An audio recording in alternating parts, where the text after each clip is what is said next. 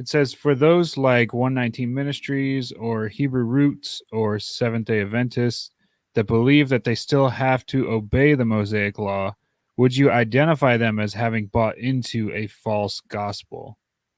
Yeah, I've never heard of 119 Ministries or even Hebrew Roots that I know of. But I would say this, so I don't know exactly what they teach, assuming I would just put it this way.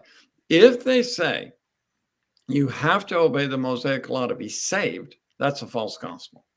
Hmm. If they say, I mean, it depends on what they, we'd have to look at more details.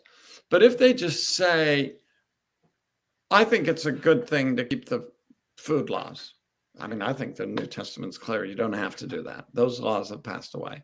But if they say, for me, I want to keep the food laws, that's fine. As long as they don't impose it on others, right?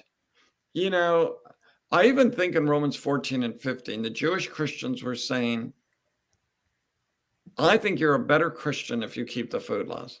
And I think Paul's response to them is, you're wrong. You're not a better Christian if you keep the food laws.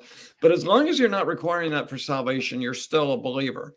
But actually, I think Paul clearly agrees with those who say, yeah, the food laws are completely unimportant now. So my concern about movements like that is I think they're covenantally wrong. They don't understand, we're not under those covenants anymore. There's no requirement to keep those laws. There's not even an encouragement to keep those laws. But if they want to, if you want to be kosher, go ahead. As long as you don't impose it on others or say this is God's will. So, and again, I think somebody could be saved and say these things, but be careful. Yeah. Yeah.